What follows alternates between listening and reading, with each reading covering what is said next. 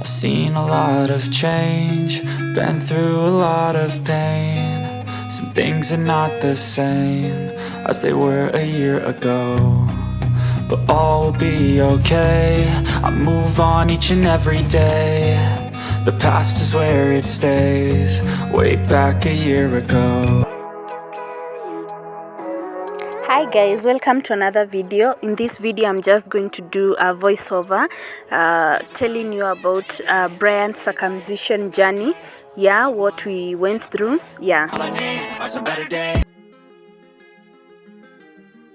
So finally I managed to get some cash to take him to the hospital. I could have wanted to take him to the school ones, which they were advertising around. The ones they were charging around 11,000 to 15,000, but I didn't have such kind of money, so I decided to take him to the public hospital. That's where we went. I had gone earlier to confirm about the prices. They said it's 1,000. Then when we went for the service on that day, they said it's 2,000. I don't know why they changed when we were there, so it was quite tough. But after the doctor said it's 2,000 shillings, Kenyan shillings, after a few minutes we had agreed that he will continue with the procedure in the hospital. It's a public hospital here in Nanyuki. There happened to be an accident that morning, so it was a bus. I was told it's a company around Nanyuki area. They deal with flowers, I think. I'm not sure. They had an accident. There were two buses which came. It was more than 100 people were badly injured, so the doctor ran out of the stitching tools. So he told us to come back maybe later. We took his contact, so we went back home. So what happened after we went back home, the landlord, she knows the area well, so I'm new here in Nanyuki. She mentioned about the prison area. She told me that they do offer public services to the normal people around here. So she told me to go. In fact, she took me the following day. Now she took us, myself and Brian, and introduced us to the doctor there, and we booked an appointment. So he in fact charged the same prices. She tried, because she knows the guy, she tried to bargain for us, but the doctor couldn't agree on the same price for maybe 1,000 or 1,500 Kenyan shillings. So he was adamant on 2,000 Kenyan shillings, so that's what we settled on. But we managed to have the procedure done. So that's pretty much what went ahead. We went to the Nanyuki prisons area. That's where he got circumcised. So this is the room where the operation went on. He was under anesthesia. Is it called so? Anesthesia. Oh my goodness. That name. But I was waiting on this room. Brian was inside that room. This was recorded even before the procedure began. But at some point, Brian was screamed a lot, and I was terrified. In fact, this whole process traumatized me. In fact, I wished there was some guy to take him, maybe his dad or something, but he has been a deadbeat for more than 8 years now, so we didn't have an option. I just had to take him, and it was very traumatizing. In fact, that night I didn't sleep well, because later on, I asked him what was happening.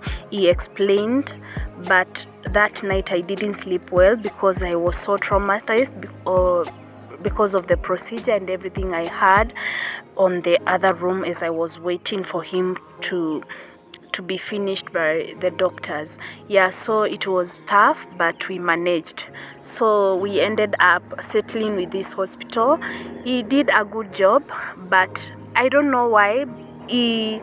I asked them when they were done. I asked him why he was in pain, and the doctor explained that on the penis area, the back side or the lower side is more sensitive, so that's why maybe he was he felt some pain. I asked him later on, and he said as he was stitching the other part of the penis, he didn't feel pain, but when he was on the lower side, he felt some pain. That's why he made those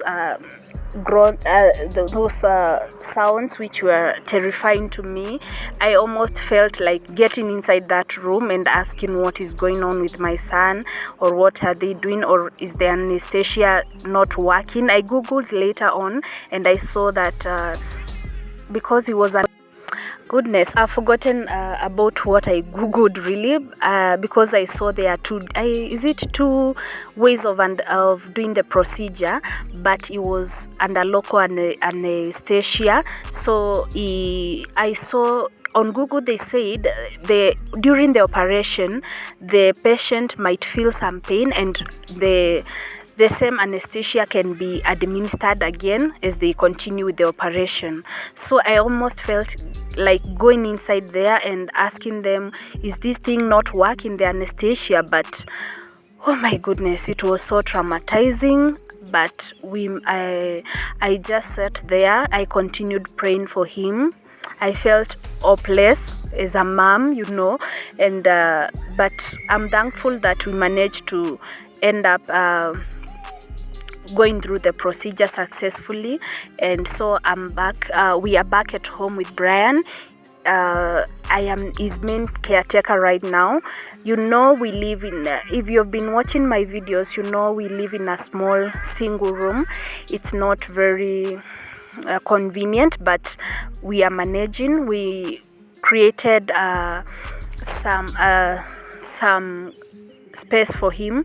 We did some curtains around his mattress area, so that he can have some bed sheets, so that he can have some privacy there. So I'm his main caretaker right now. I cannot go far away from him, so I'm taking care of him and cooking for him and doing everything for him. But of course, he has his privacy on that side.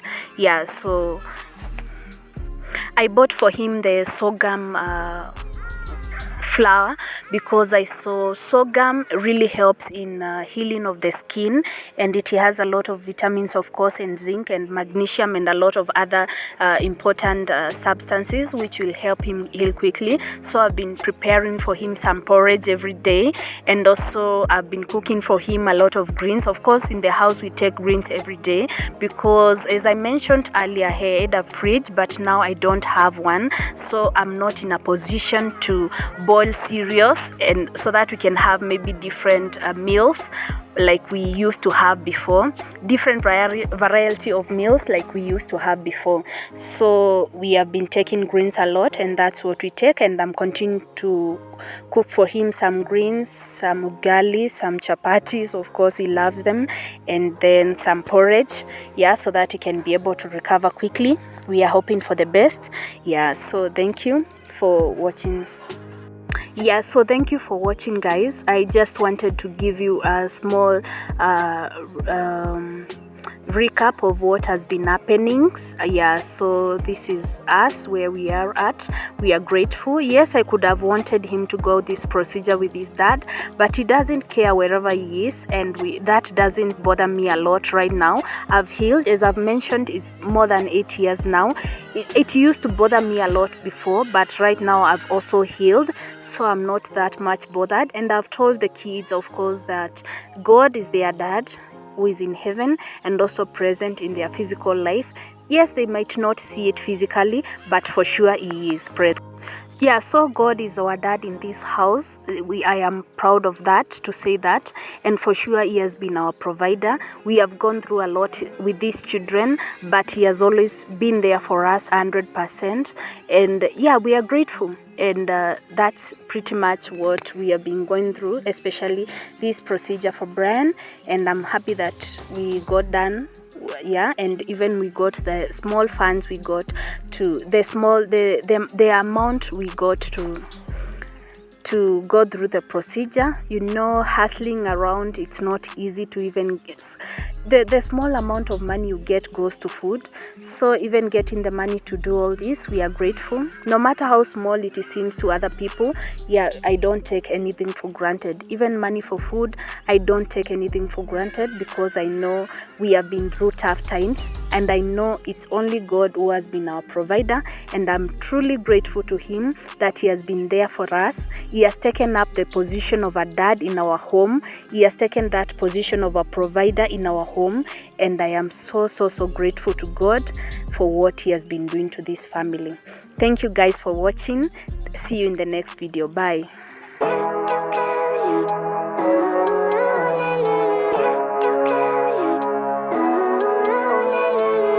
Living life every day.